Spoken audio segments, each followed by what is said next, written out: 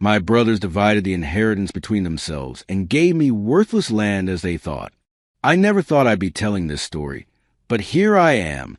My name's Bob, and I'm a 31-year-old farmer from Kansas. Well, I was a farmer. Now I'm something else entirely. But we'll get to that. Growing up on our family farm was like living in a country song. The good kind, not the ones about trucks and beer. Our place wasn't massive. Just 70 acres of decent land, an old barn that creaked like it was telling stories, and a farmhouse that had seen 3 generations of millers. Home sweet home, as they say. The smell of fresh hay in summer still takes me back. There's something about that sweet, earthy scent that feels more like home than anything else. Every morning, I'd wake up at 5 a.m., just like Dad taught me, put on my worn-out boots, and head out to start the day. The sunrise over our cornfields was better than any painting in any fancy museum. That's something city folks pay thousands to see on vacation. But I got it for free every single day. Our old John Deere tractor from '85 was practically a family member. Dad named her Bessie, and she ran like a dream despite being held together by duct tape and prayers. I learned to drive on that thing when I was just 10 years old, feet barely reaching the pedals. Dad would sit next to me, laughing when I'd jerk forward too quickly. "Easy, Bobby," he'd say. "The land ain't going nowhere. Treat her gentle, like you would a dance partner." In the evenings, we'd sit on the porch, Mom bringing out lemonade while Dad tuned into Willie Nelson or Johnny Cash on that ancient radio. My brothers, Jake and Tim, would argue about baseball scores while I'd just stare out at the fields, watching fireflies light up like nature's own 4th of July show. Those were the days before smartphones took over people's lives. Our entertainment was catching frogs down by Miller's Creek or racing each other through the cornfields. We'd come home covered in mud, and Mom would pretend to be mad, but her eyes always gave her away. "You boys are going to be the death of me," she'd say, but then slip us cookies before dinner anyway. Jake was the oldest, always with a scheme to make quick money. Tim was the middle child, smart as a whip, and always with his nose in a book. Then there was me, the youngest, the one who fell in love with the land. While my brothers dreamed of city lights, I dreamed of better irrigation systems.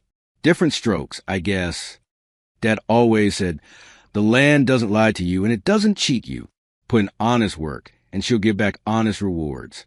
He believed that with his whole heart, right up until the day his heart gave out. I was 16 when we lost him. Heart attack while fixing the fence on the north side. Just like that, our family compass was gone. Mom tried to hold it together, but you could see the light dim in her eyes. Jake was already 22 and Tim was 19.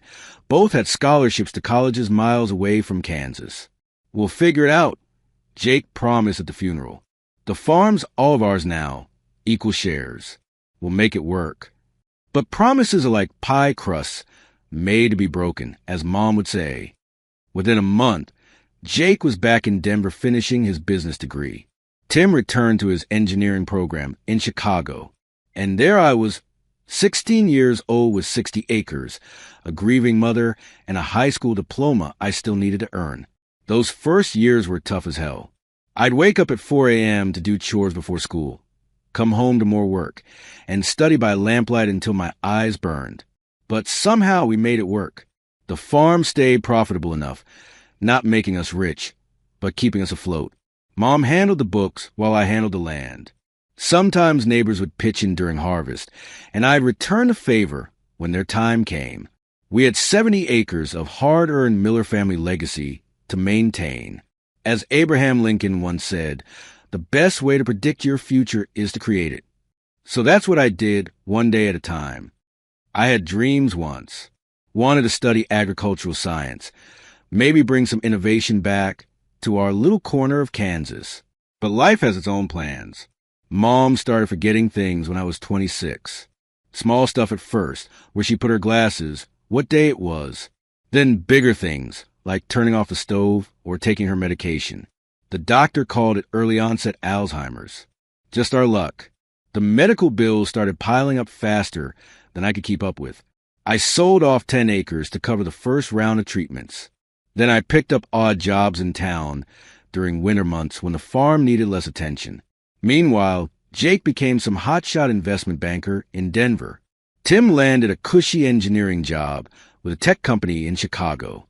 They'd call on holidays, ask how Mom was doing, and promise to visit real soon.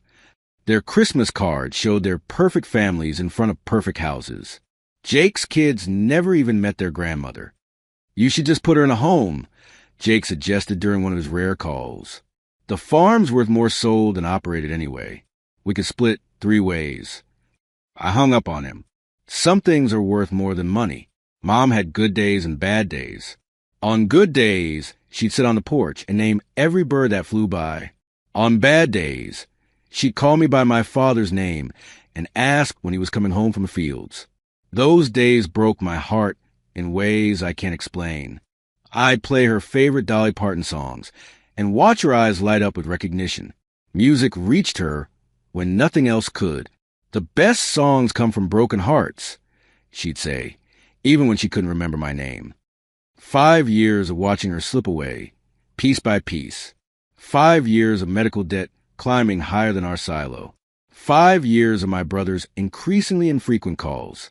But there were beautiful moments, too, like when the neighbor's kid, Tommy, would bring his guitar over and play for Mom on the porch. The whole neighborhood rallied around us in that quiet Midwestern way, casseroles appearing on the doorstep, farmers stopping by to help fix equipment I couldn't afford to replace. As my father used to quote from the Bible, "Do not withhold good from those to whom it is due, when it is in your power to act." Our community lived by those words, even when my own blood seemed to forget them. Last winter was hard, coldest we'd had in decades. The heating bills alone nearly broke me. Mom got pneumonia in January, and this time she couldn't fight it off. I sat by her hospital bed for 3 days straight, holding her hand, telling her stories about the farm, about Dad, about the good old days. On her last night, she had a moment of perfect clarity. She squeezed my hand and said, "Robert Miller, you got your father's heart. Don't let this world take that from you. It's worth more than gold." Then she closed her eyes and was gone by morning. I called my brothers. They flew in for the funeral. We stood side by side for the first time in years, 3 grown men who barely knew each other anymore, watching our mother's casket lower into the ground next to Dad. "We need to talk about the farm," Jake said that same night, sitting at our kitchen table. The same table where we'd eaten countless family meals. The same table where Mom had taught me to play cards. The same table where I'd signed stacks of medical bills. Tim nodded in agreement. "The reality is, Bob, this place is losing money. Has been for years. We've got an offer from a developer who's buying up land in the county." I couldn't believe what I was hearing. Not even 24 hours after we put Mom in the ground. "This farm is our heritage," I said. "Dad built it from nothing. Mom died here. You can't just sell it to become another subdivision." Jake pulled out papers, spreadsheets, projections. "It's simple math, Bob. The farm is worth $200,000 to this developer. That's over $66,000 each. When was the last time this place turned a profit that size?" I looked around at the kitchen where I'd grown up, the notches on the doorframe marking our heights as kids, the dent in the wall from when Tim threw a baseball indoors despite Mom's warnings, the crack in the window that Dad always said he'd fix next summer. "I'll buy you out," I said, knowing it was impossible. "Give me time to get a loan." Tim laughed but caught himself. "Bob, be realistic. You're drowning in Mom's medical debt. No bank is going to give you that kind of money." "Just think about it," Jake said, patting my shoulder like I was still a kid. "You could start fresh. Maybe go back to school like you always wanted." They left the papers on the table and went to their hotel in town. Couldn't even stay in their childhood home for one night. I sat up all night, looking at those papers, searching for any way out. But the truth was staring me in the face. I was broke. The farm was down to 60 acres after I'd already sold 10 to pay for Mom's treatments. What remained was mortgage to the hilt to pay for her ongoing care. And my brothers, my own blood, couldn't wait to cash out. As the sun came up over the field my family had tended for generations, I watched the golden light touch the cornfields and thought about what Dad always said, Sometimes the hardest choice and the right choice are the same damn thing. I signed the papers the next morning. What I didn't know then was that my brothers had plans of their own, plans that didn't include their little brother getting an equal share. But that's how life goes sometimes. One day you're sitting on the porch watching fireflies, and the next you're watching everything you love slip through your fingers like grain through a sieve. But every ending is also a beginning. And sometimes, just sometimes, the land gives back what it takes. With interest. A week after Mom's funeral, my brothers returned to farm to finalize the sale. They'd been staying at the hotel in town since the funeral, unwilling to spend even one night in their childhood home. I'd spent that week trying to come to terms with losing everything, but seeing them pull up Jake in his shiny BMW and Tim in a Tesla, reality hit me like a punch to the gut. Jake stepped out wearing what looked like $1,000 suit and a watch that caught the sunlight like it was showing off. Tim had those designer glasses that screamed tech money and shoes that had definitely never stepped in cow manure. They looked like visitors from another planet. Not sons of the same farmer who taught us all how to fix a tractor engine with duct tape and sheer determination. "Let's get this wrapped up," Jake said, barely bothering with a greeting as he breezed past me into the house. Developers eager to close. Tim at least managed a half-hearted morning, Bob, before following Jake inside, his eyes darting around the farmhouse with what looked like relief that he'd escaped this life. We sat at the kitchen table, the same one where we'd eaten countless family meals, where Dad would lay out the farm plans for the season, where Mom would help with homework. Now I held expensive laptops and legal documents instead of meatloaf and mashed potatoes. "Developers offering $200,000 for property," Jake announced, sliding papers across to me. "We've drawn up the division.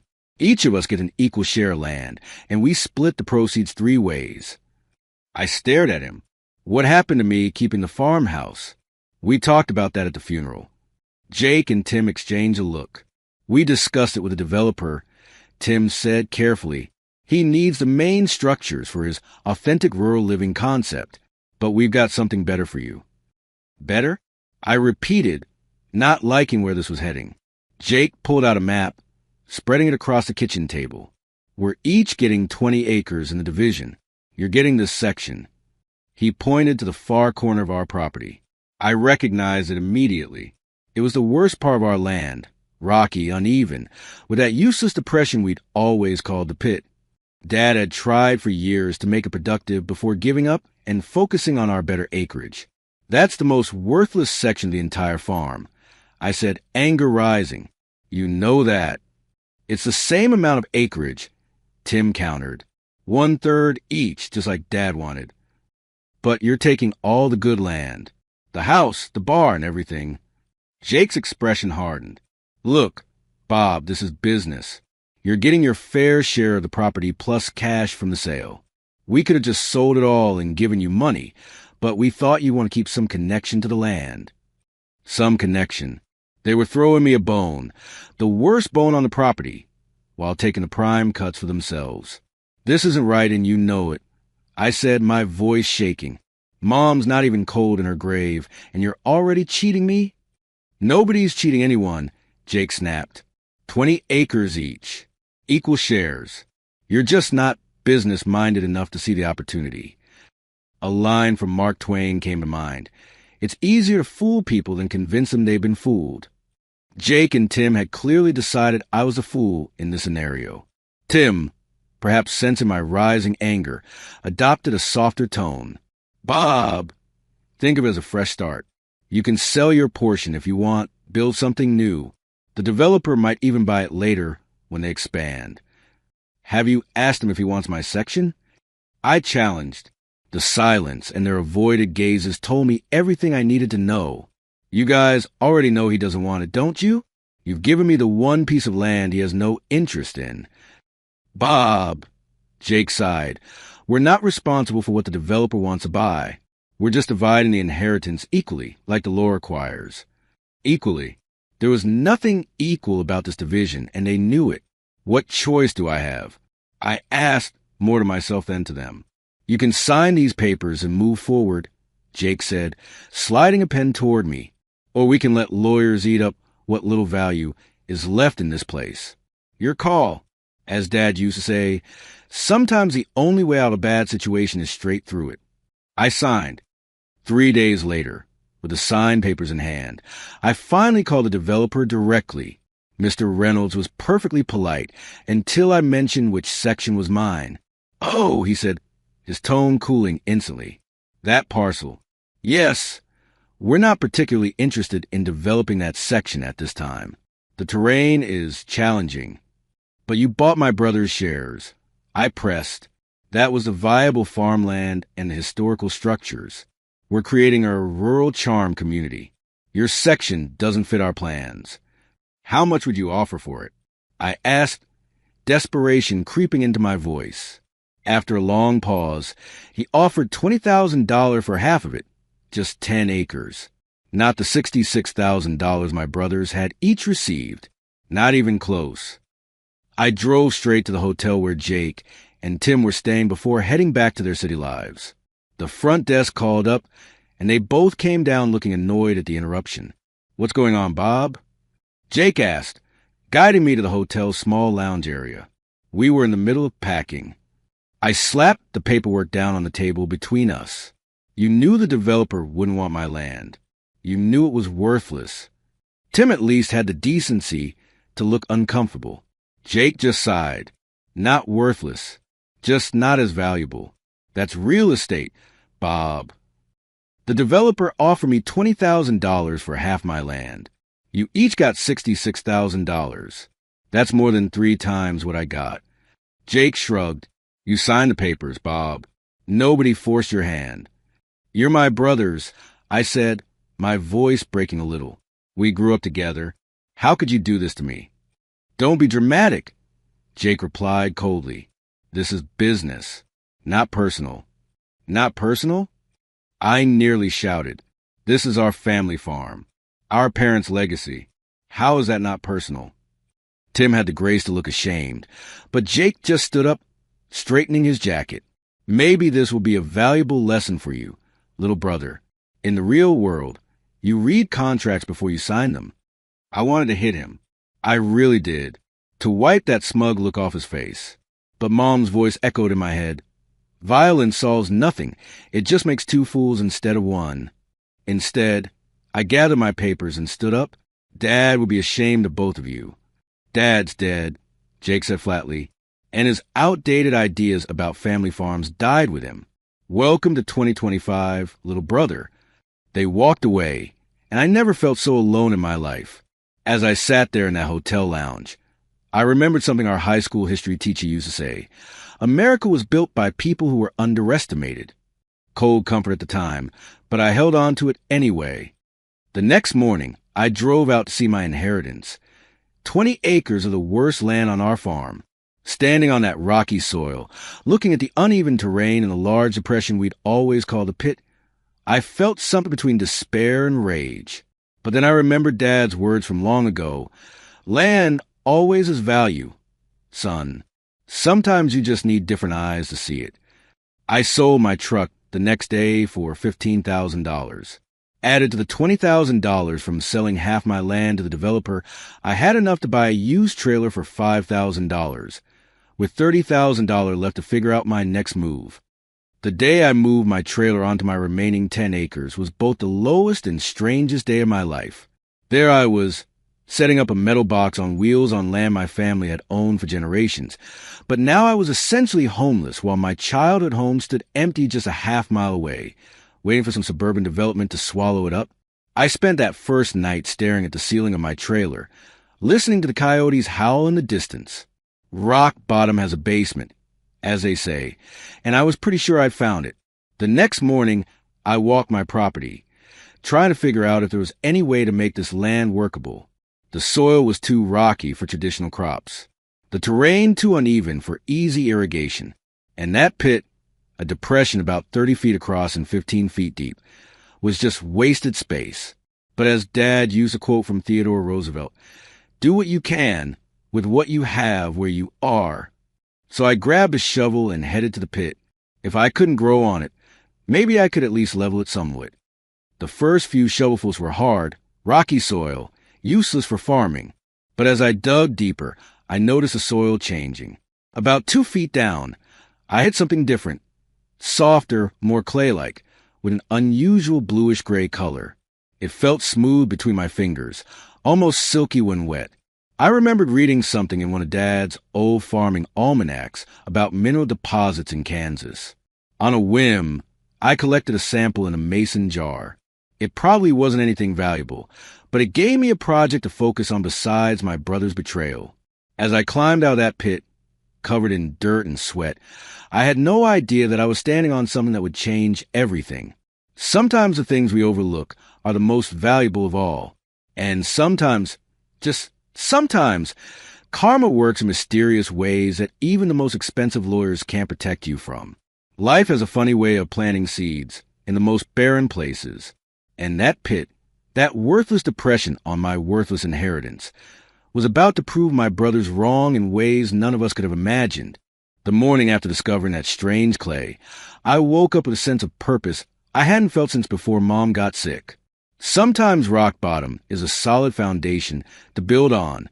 I carefully packed my sample in an old coffee can and drove my beat-up rental car, the cheapest I could find after selling my truck, to the community college in the next county over. Kansas State University was way out of my budget, but Elmwood Community College had a decent geology department. Well, one professor and a small lab, but it was something. Professor Hartman was a gray-haired man with thick glasses and the kind of enthusiasm only someone truly passionate about rocks could have. When I walked into his cluttered office without an appointment, he looked surprised but not annoyed. "What can I do for you, young man?" he asked, clearing a stack of papers from a chair so I could sit. I placed my coffee can on his desk. "I found this on my property. Wondering if you could tell me what it is." He peered inside, his eyebrows rising slightly. Without a word, he took a small sample, moistened it, and rolled it between his fingers. Then he performed a few quick tests, checking its plasticity, its reaction to water, its color. "Where exactly did you find this?" he asked, his tone shifting from polite interest to genuine curiosity. "In a depression on my land, about 2 feet down." "And how much of it would you estimate is there?" I shrugged. "No idea. The pit's about 30 feet across, maybe 15 feet deep. I only dug in one spot." Professor Hartman removed his glasses, cleaning them slowly with the hem of his shirt. A gesture I'd later learn meant he was thinking carefully about what to say next. "Young man, this appears to be sodium bentonite clay. High quality, from what I can tell without lab tests. It's quite valuable." My heart skipped a beat. "Valuable how?" "Bentonite has numerous industrial applications: water treatment, construction, drilling fluids. But this particular quality," he rolled it between his fingers again, "this would be ideal for cosmetic and medicinal uses. Those applications fetch premium prices, anywhere from $500 to $800 per ton, depending on purity and current market conditions." I tried to keep my expression neutral, but inside, my mind was racing. The worthless pit my brothers had stuck me with might actually be worth something. How do I find out for sure? I asked. "I can run some tests right now, but for a comprehensive analysis, you want to send samples to a specialized lab." He scribbled a name on a note card. "These folks in Wichita can tell you everything about its composition, purity, potential applications. It'll cost you about $500 for the full workup." $500 was a significant chunk of my remaining money, but something told me this was worth pursuing. As Winston Churchill once said, "A pessimist sees the difficulty in every opportunity. An optimist sees the opportunity in every difficulty." For the first time since Mom's funeral, I felt like an optimist. While Professor Hartman ran his preliminary tests, I called the lab in Wichita. They could analyze my sample within a week if I could get it to them today. I thanked the professor, who confirmed his initial assessment: high-quality bentonite with excellent properties for cosmetic use, and headed straight to Wichita, a 2-hour drive each way in my rental car with questionable air conditioning. By the time I returned to my trail that evening, I was exhausted but hopeful. As I heated a can of beans on my tiny propane stove, I allowed myself to imagine what this could mean. Not riches, maybe, but way forward. Something that was mine alone, not tainted by my brother's betrayal. The next 7 days were the longest of my life. I spent them researching bentonite clay on the ancient desktop computer at the public library. The librarian, Mrs. Patel, must have thought I'd gone clay crazy, printing article after article about mining techniques, market prices, and applications. School project? She asked on the third day, pushing her cart past my station. Something like that. I replied, not ready to share my potential discovery with anyone yet. The more I read, the more excited I became. Bentonite clay was indeed valuable, especially the high-quality kind used in beauty products, spa treatments, and certain medical applications. If my pit contained what I thought it did, I might actually have stumbled onto something that could save me from financial ruin. When the call finally came from the lab in Wichita, I nearly dropped the phone. The news exceeded my wildest hopes. My sample contained premium-grade sodium bentonite with excellent absorptive properties, low heavy metal content, and ideal mineral composition for cosmetic and therapeutic uses. The lab technician seemed genuinely impressed, asking where I found such a pure sample and whether I had mining rights to property. "It's my land," I said, unable to keep a hint of pride from my voice. "All mine." That night, I sat on the rickety steps of my trailer, staring up at the vast Kansas sky. For the first time, I felt grateful for my crappy little piece of land. Maybe Dad was right. Land always has value if you know how to see it. The next morning, I made a list of what I needed to do. First was equipment. I couldn't exactly mine clay with a garden shovel. Second, I needed to figure out how to process and package it. Third, I needed to find customers. And I'd need to do it all on a shoestring budget of about $30,000. All the money I had left in the world. I drove to Topeka to visit an equipment auction. Farm auctions were common in Kansas, usually sad affairs where some family's dream was sold off piece by piece to pay debts. Now I was on the other side, looking for bargains in someone else's misfortune. The irony wasn't lost on me. For $6,000, I managed to snag a small used Bobcat loader with a few attachments. Not ideal, but would work for small-scale excavation. Another $1,200 got me basic screening equipment, sturdy plastic containers for processing, and some tools. It wasn't much, but it was a start. Back at my trailer, I cleared a space next to the pit and set up a makeshift workstation under a tarp strung between poles. Not exactly OSHA-approved, but it would keep the sun and rain off while I worked. As I arranged my meager equipment, I thought about my brothers in their air-conditioned offices, making deals with a few keystrokes. Here I was, about to literally dig my way out of the hole they'd put me in. The next day, I began carefully excavating the clay. The Bobcat was old and temperamental, kind of like me at this point, but it got the job done. I worked from sunrise until my arms felt like they were going to fall off, taking breaks only when the July heat became unbearable. By the end of that first day, I had extracted nearly a ton of raw clay. Processing it was another challenge entirely. I had to clean it, screen out impurities, dry it to right consistency, and then grind it to a fine powder without industrial equipment. This meant countless hours of manual labor. My hands cracked and bled. My back screamed in protest. But there was something satisfying about the work. Tangible, real, honest. After a week of backbreaking labor, I had processed about half a ton of clay into a saleable product. Now came the hard part, finding customers.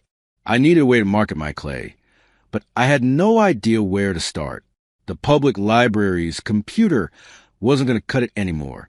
So I drove to the pawn shop in town and spent $800 on an old laptop that the owner swore was practically new, despite its scratch case and missing keys. Back in my trailer, I connected to the spotty rural internet service I was paying too much for and began the arduous process of learning how to sell things online. YouTube became my business school. Hours of free tutorials on website building, e-commerce, digital marketing. I'd work on the clay during daylight hours, then huddle in my trailer at night, squinting at the dim laptop screen, trying to understand terms like SEO and conversion rates. My first attempt at a website was laughably bad. It looked like something from 1998, complete with a spinning, under construction GIF that I thought looked professional.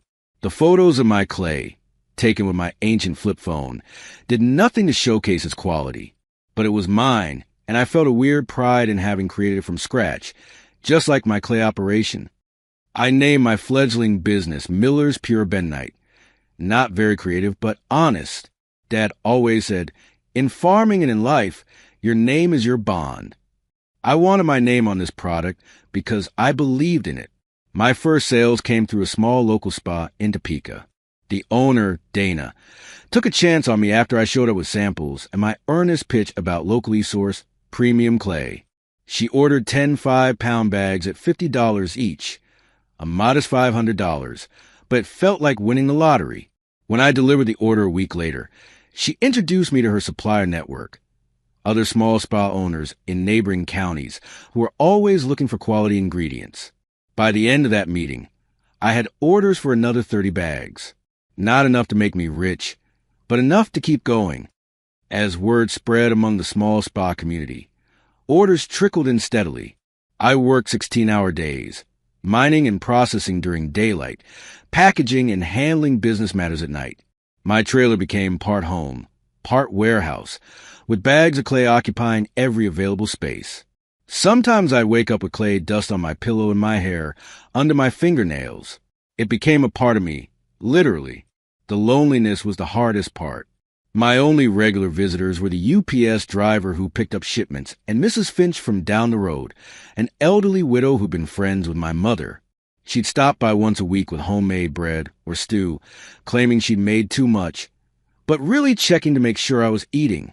One evening, she arrived as I was struggling to fill a large order, trying to package clay while simultaneously printing shipping labels on my glitchy printer. Land sake, Bobby.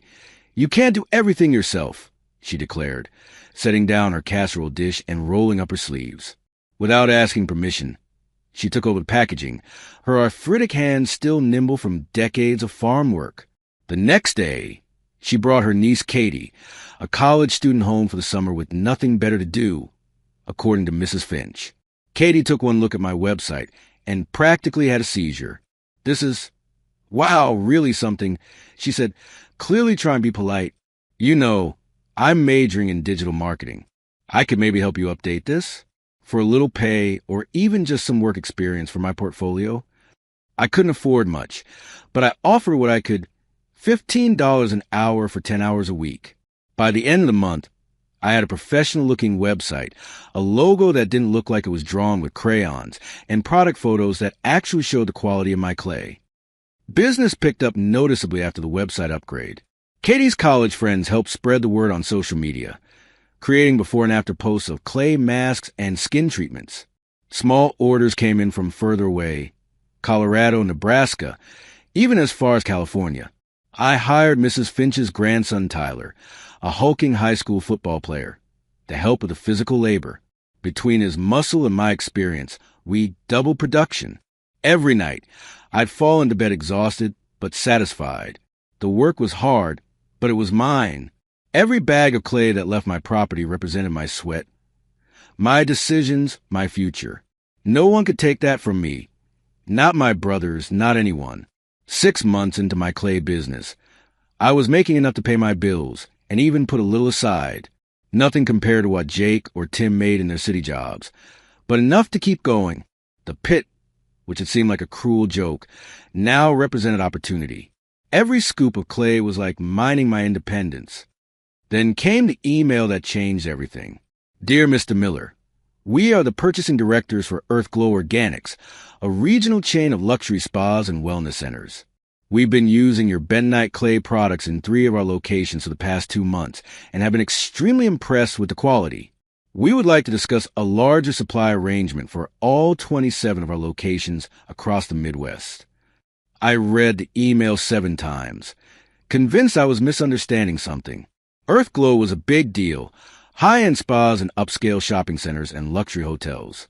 Their interest legitimized everything I'd been working for. The following week, I had a video call with their purchasing team. I wore my only button-up shirt, positioned my laptop so they couldn't see the trailer's interior, and prayed the rural internet would hold. Their offer exceeded my wildest expectations. $40,000 for an initial bulk order, with a potential ongoing contract worth $150,000 annually if quality remain consistent.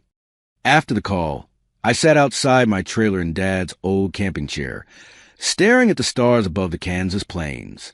I thought about how Dad used to say, success isn't about never falling down. It's about how you get back up. 6 months ago, I was at rock bottom, betrayed by my own brothers, living in a used trailer on worthless land. Now I had a real business with actual prospects. But the Earthglow order presented a new challenge. My current setup couldn't handle that volume. I'd need more equipment, proper storage facilities, maybe even employees. The $40,000 order would require me to scale up significantly, but I had less than $10,000 left in my account, and no bank would loan to a business as new as mine, especially one run by a guy living in a trailer. As I pondered this problem, my phone buzzed with a news alert. Midwest luxury spa chain Earthglow acquired by National Wellness Corporation in $55 million deal. The next morning, Earthglow's purchasing director called with updated news. The new parent company wanted to centralize purchasing and standardize suppliers. Instead of my ongoing contract, they now offered $55,000 for a one-time bulk order to supply all locations while they transitioned to their corporate suppliers. It was more money up front, but meant no long-term relationship. We need delivery within 45 days, she said. Can you handle that volume?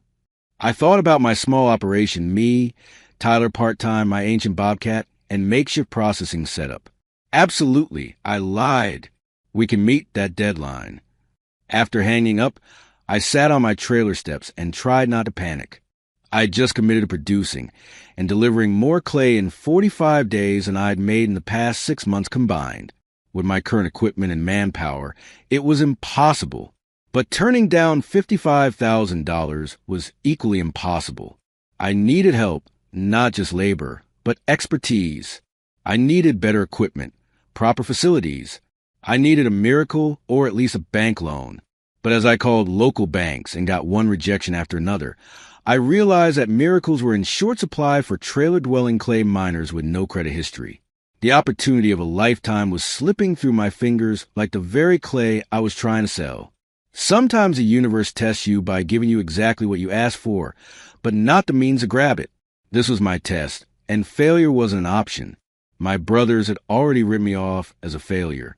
I refused to prove them right. The Earthglow order nearly broke me. Not financially, the opposite, but physically and mentally. With the clock ticking and $55,000 on the line, I scraped together every penny I had left and borrowed against my future to make it happen. First, I convinced Tyler to work full-time, offering him a small percentage of the business instead of the higher hourly wage I couldn't afford.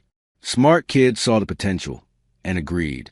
Then I reached out to Professor Hartman at the community college, who connected me with 2 geology students looking for summer work. For equipment, I got creative. I found a local construction company that had gone bankrupt and managed to buy some of their gear at a fraction of its value. Another $8,000 gone, but worth every penny. The owner, a gruff man named Hank, took pity on me and threw in some advice for free, showing me how to modify the equipment for clay processing. You remind me of myself 30 years ago, he said as we loaded the equipment onto a borrowed flatbed. Too stubborn to quit even when you should. I worked 20-hour days, slept maybe 4 hours a night, lost 15 pounds because I kept forgetting to eat. But 43 days later, 2 days ahead of schedule, we delivered the full order to Earthglow. When that $55,000 check cleared, I slept for nearly 24 hours straight. That was the turning point. With the Earthglow money, I could finally invest properly in the business. I built a simple pole barn to protect the equipment and store the processed clay. Bought a used pickup truck, so I wasn't dependent on rentals. Installed a proper processing station that quadrupled our output. In those early days, every dollar earned went straight back into the business. I was still living in that same trailer, still eating cheap food, still wearing the same worn clothes. But Miller's Pure Bentonite was growing. The quality of our clay spoke for itself, and word spread among smaller spas and wellness centers across the Midwest.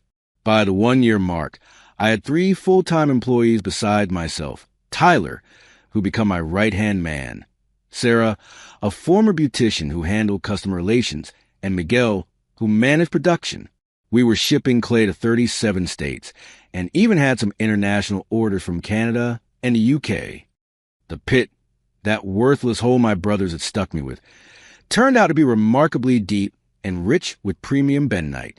Every test we ran showed exceptionally high quality, with minimal processing needed to meet cosmetic standards.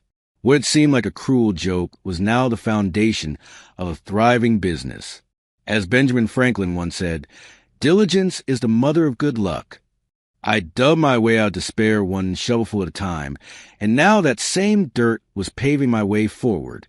18 months after selling my truck and moving into a trailer, Miller's Pure Bentonite had a real office and warehouse built on my property. We'd expanded to 12 employees, all local folks who needed good jobs. My little corner of Kansas, once the most worthless land on the family farm, was now a hub of activity. I even upgraded my living situation. Nothing fancy, just a modest 3-bedroom house I had built next to the warehouse. After living in that cramped trailer for so long, it felt like a mansion. I remember standing in the empty living room the day it was finished, looking out the window at the busy warehouse, and thinking about how Dad would have loved to see this. He always believed in the land, even when others couldn't see its value. The local paper ran a story about us. From pit to profit, local farmer strikes clay. It was a nice piece about small-town entrepreneurship and perseverance. I figured it would be read by a few hundred people in the county and then forgotten. I was wrong. 3 days after the article ran, I got a call from Beauty Now, one of the largest cosmetic manufacturing companies in the country. Apparently, their R&D team had ordered some of our clay months ago, tested it extensively, and were impressed with the results. Now they wanted to talk about a major supply contract. Their initial offer left me speechless.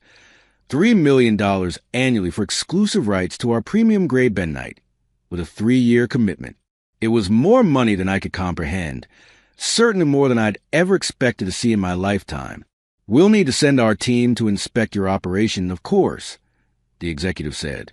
"Ensure you can maintain both the quality and volume we require. But based on our testing, your bentonite is exactly what we've been looking for." I hung up the phone and just sat there, trying to process what had happened. $3 million a year. For dirt. From the worthless pit on the worthless land my brothers had tricked me into taking. The irony wasn't lost on me. For the first time since this all began, I laughed until my sides hurt. Sometimes life's punchlines take a while to deliver, but when they do, they're worth the wait. The Beauty Now inspection team arrived 2 weeks later. 3 serious people in business attire that looked comically out of place in our rural setting. They toured the facility, took countless samples, asked endless questions about our processing methods and capacity. I was nervous as hell, but tried not to show it. Tyler kept shooting me reassuring thumbs-ups behind their backs. They seemed impressed with our operation, but concerned about our ability to scale up to meet their needs. The lead inspector, a woman named Ms. Winters, was particularly focused on this point. "Your quality is exceptional, Mr. Miller, but we need consistent volume. Can you guarantee that?" I showed her our geological surveys indicating the estimated clay reserves on my property. "According to these, we have enough premium bentonite to supply your needs for at least 15 to 20 years, possibly longer, and we've only tapped a small portion of the deposit so far." Ms. Winters made notes, nodding approvingly. "And you own all mineral rights to this property, correct? No potential legal complications?" "Yes, ma'am. This land and everything in it belongs solely to me." The day after the inspection team left, I got another surprise visitor. Actually, 2 visitors. A sleek black Cadillac pulled up in front of the office, and out stepped Jake and Tim, my brothers. I hadn't seen or spoken to them since that confrontation at the hotel nearly 2 years ago. Jake looked the same. Expensive suit, manicured nails, that artificial smile that never reaches eyes. Tim seemed different somehow, less confident, almost nervous as they approached. "Bobby," Jake called out, arms spread wide like we were old friends. "Look at all this. We had no idea." I met them outside the office door, not inviting them in. What do you want, Jake? Can't brothers check in on their little brother's success? He gestured at the warehouse, the employees loading pallets of clay into a shipping truck. Someone from the bank mentioned your operation. Then we saw that newspaper article. You've really built something here, Bobby. Tim nodded, finally speaking up.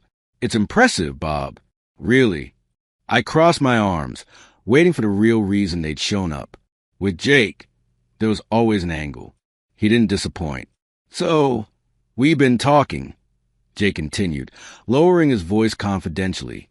This business of yours has serious potential, but you'll need help to take it to the next level. Financing, business connections, maybe some corporate restructuring for tax advantages. And there it was. He wasn't here to apologize or make amends. He was here to get a piece of the action now that I've found success. We could help with all that, Jake continued, not noticing my expression hardening. I've got contacts in venture capital who would be very interested in this operation. Tim's firm could handle the legal structuring. We could make this a real family business, just like Dad would have wanted. Dad would have wanted? The same Dad whose farm they'd sold out from under me? Whose legacy they dismissed as worthless? The audacity was breathtaking. As Mark Twain once wrote, the lack of money is the root of all evil. Now that I had some, my brothers had suddenly remembered I existed. What exactly are you proposing, Jake? I asked, keeping my tone neutral. His smile widened, thinking he'd hooked me. We form a new corporate entity, Miller Brothers Enterprises. Equal partnership, 1/3 each. Tim and I bring our expertise and connections. You bring, well, all this. He waved vaguely at the operation. Equal partnership, I repeated slowly. 1/3 each.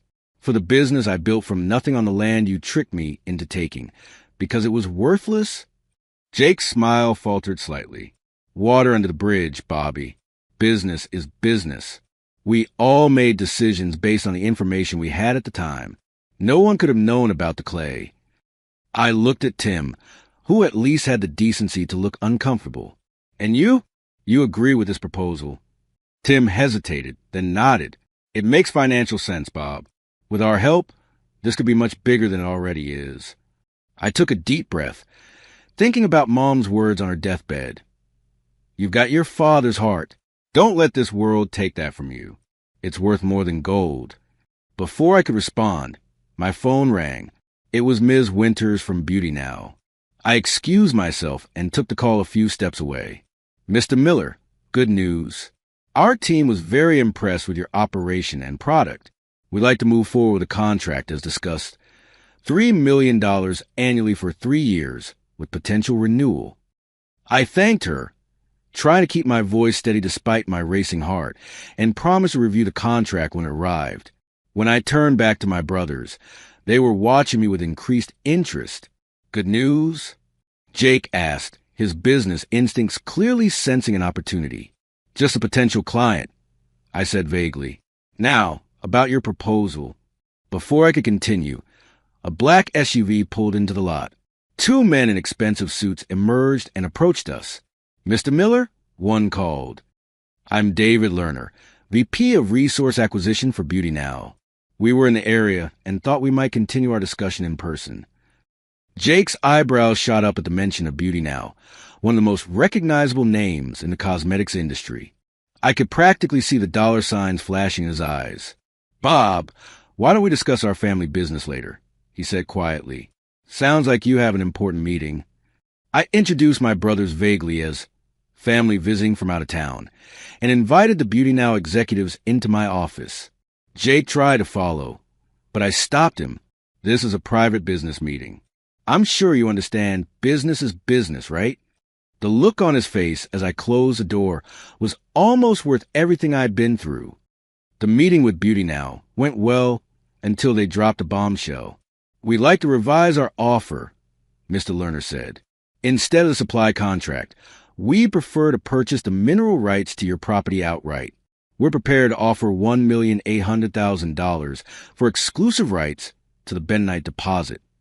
I blinked in surprise. But that's still less than the contract we discussed when calculated over 3 years. True, but it's cash up front. No production risks, no volume requirements for you to meet. You get your money immediately, and we handle the extraction operations.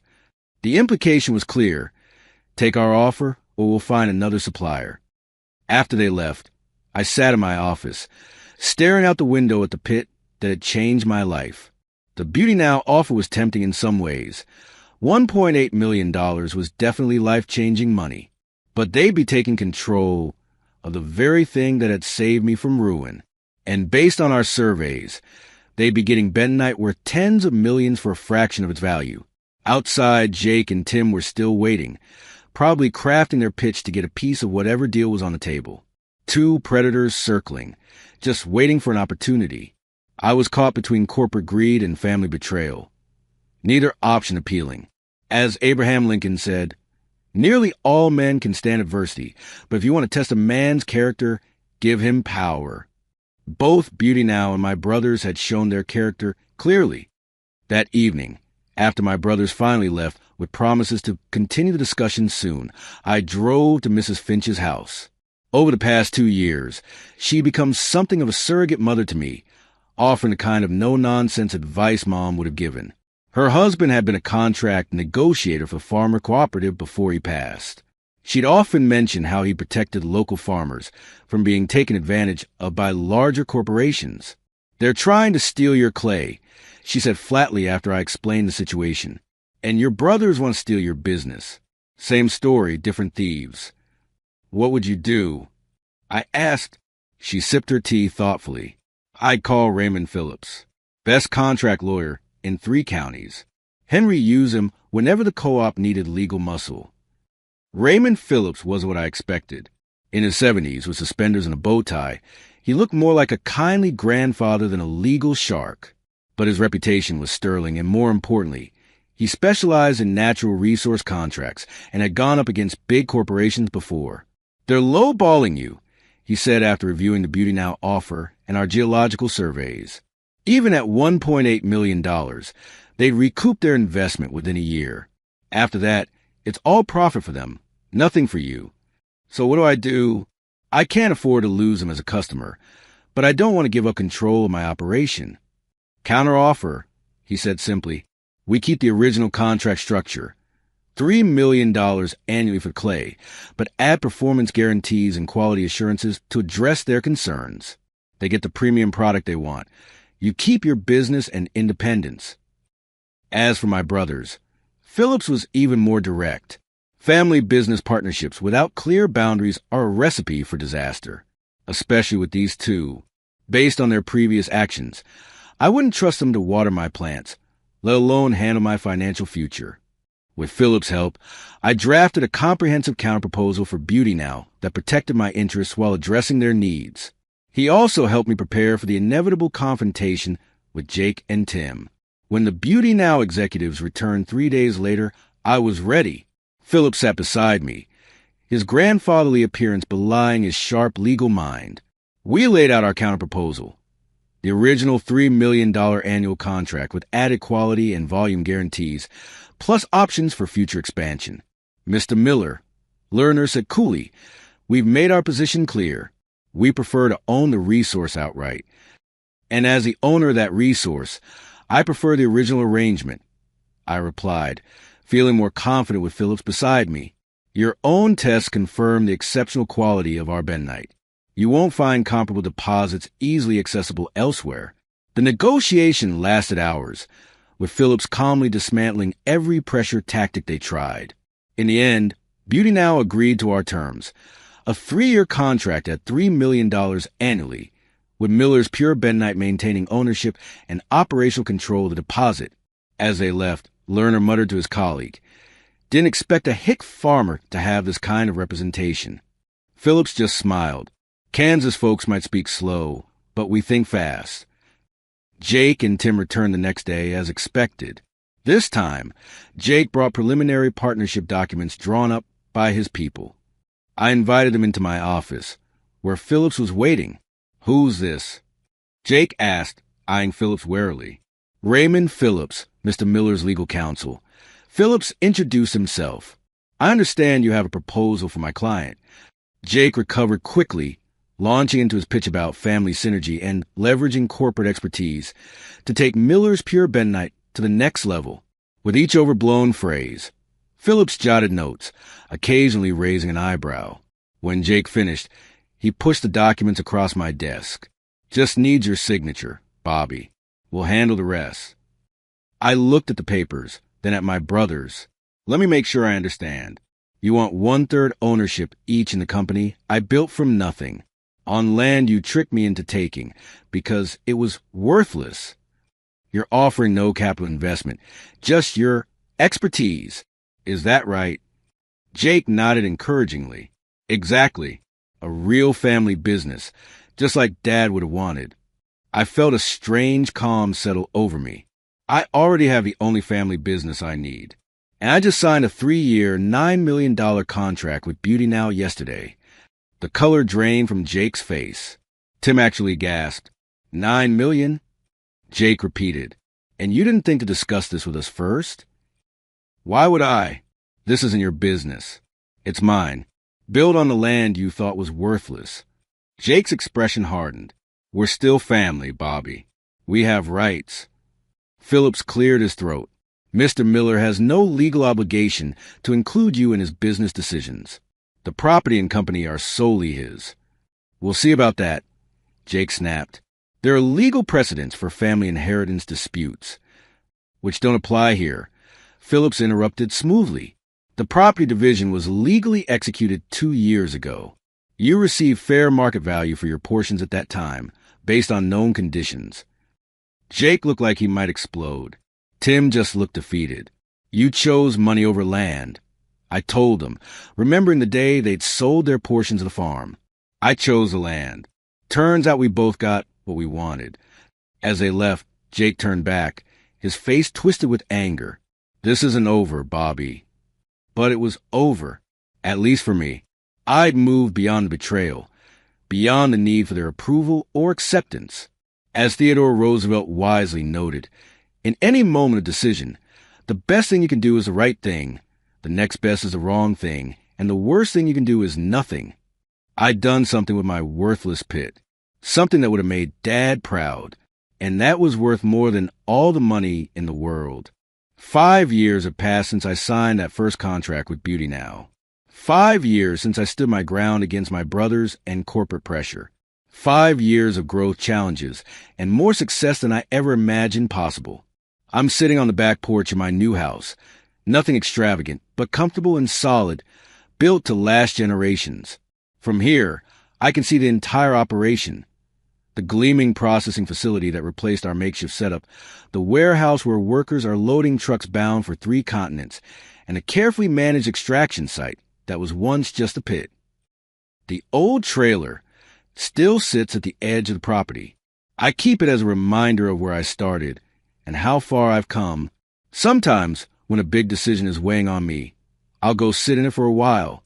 Nothing clears your head like remembering your humble beginnings. Beauty Now renewed our contract last year, doubling the annual amount to $6 million after our bentonite became the key ingredient in their best-selling skincare line. We've expanded our client base to include pharmaceutical companies, wellness brands, and even industrial applications. Miller's Pure Bentonite now employs 38 people full-time, all locals who might otherwise have had to leave our small community for work. But the achievement I'm most proud of isn't measured in dollars or contracts. Last month, we cut the ribbon on the new science wing at Elmwood High School, fully funded by the Miller Foundation, which I established to give back to the community that supported me when I had nothing. The building includes state-of-the-art labs where students can study geology, chemistry, and environmental science. Professor Hartman, who first identified my clay sample, came out of semi-retirement to design the curriculum. During the ceremony, the school principal mentioned that applications to science programs from Elmwood graduates had increased 70% since we started offering scholarships 3 years ago. Tyler's younger sister is among those students. She's studying chemical engineering at Kansas State, planning to come back and work for us when she graduates. This land that was deemed worthless has now funded the education of 17 local kids who might otherwise never have gone to college.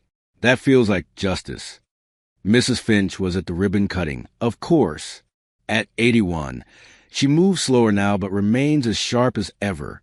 She still brings me baked goods occasionally, claiming she made too much, though now she's feeding one person instead of a household. I make sure her home is maintained and her bills are paid, not as charity. She'd never accept that, but as consulting fee for her business advice, which remains invaluable.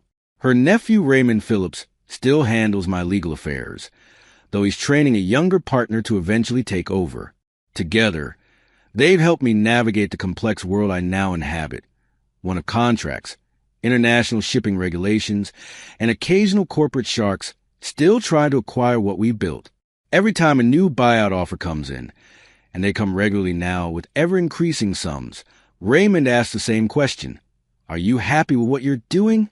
When I say yes, he smiles and drafts another polite refusal. The community has changed too. What was once a declining rural area has found new life. The development that swallowed my childhood home never fully materialized. The economic downturn saw to that, but our operation created an alternative economic center. Small businesses have sprung up to service our needs and cater to our employees. The local diner expanded, the general store renovated, and for the first time in decades, young people are choosing to stay rather than flee to cities. The irony isn't lost on me. My brothers sold their shares of the farm because they saw no future here. Their visionary developer went bankrupt, and the land was eventually parceled off and resold at a fraction of what they received. Meanwhile, the worthless corner they thought they'd stuck me with has revitalized the entire community. Speaking of my brothers, they eventually reached out, as I knew they would. Money has a funny way of changing family dynamics. The first contact came about 3 years ago, an email from Tim. Unlike Jake's typical bluster, it was almost humble. Bob, I've been following news about your company. What you've built is remarkable. I know things ended badly between us, and much of that is on me. I should have stood up to Jake instead of going along with his plan. I'm not asking for anything. Just want to say I'm sorry and I'm proud of what you've accomplished. If you're ever open to talking, I'd like that. I sat with that email for a week before responding. Part of me wanted to ignore it, to let the silence speak for itself. But Mom's voice kept whispering in my ear. Grudges are like drinking poison and expecting the other person to die. I finally wrote back, just a short note thanking him for reaching out and saying I needed more time. It wasn't forgiveness, but it wasn't a door slammed shut either. Jake, predictably, took a different approach. 6 months after Tim's email, I received a formal letter from his attorney exploring potential claims to family business assets and suggesting a meeting to resolve matters amicably. Raymond drafted a response that elegantly told Jake to pound sand, legally speaking, while making it clear that any lawsuit would be both expensive and futile. 2 weeks later, Jake called personally, dropping the legal pretense. Look, Bobby, we're family, he said, his voice carrying that same smooth, persuasive tone he'd always used when trying to get his way. All this success, Dad would have wanted us to share it, to be together in this. The Miller brothers, just like he always talked about. Dad would have wanted us to treat each other with respect and fairness. I replied, something you forgot when you tricked me into taking what you thought was worthless land. The conversation went downhill from there. Jake alternated between nostalgic appeals to family loyalty and thinly veiled threats about legal action. When neither worked, he finally showed his true colors. You got lucky, Bobby. That's all. Found some dirt in a hole. Any idiot could have done that. But they didn't, I said.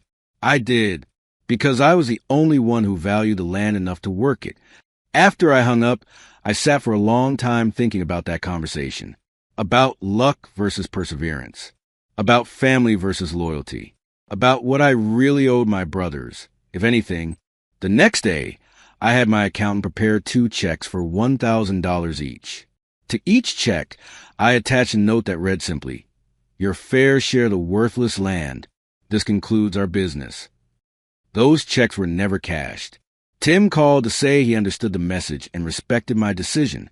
Jake sent his back torn in half with a note saying he'd see me in court. That was 2 years ago. No lawsuit ever materialized. Raymond suspects Jake's lawyer explained futility of pursuing it. Last Christmas, I received a card from Tim with photos of his kids and a handwritten note saying they'd like to meet their uncle someday when I was ready. I haven't responded yet, but I keep the card on my desk. Maybe someday. Family is complicated that way. As for Jake, I heard through the grapevine that his investment firm took some heavy losses in the tech sector. He's downsized his lifestyle considerably. Sometimes I wonder if he ever thinks about how differently things might have turned out if he treated his brother with decency instead of contempt. This evening, as the sun sets over my property, I walk down to the edge of the pit, though we don't call it that anymore.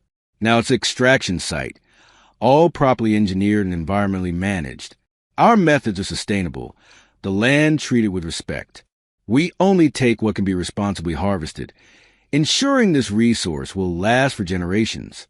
The original spot where I first dug up that sample of clay is marked with a simple stone, not as a monument to my success, but as a reminder of what Dad always taught us. The land always has value if you're willing to work it and respect it. I think about how close I came to giving up.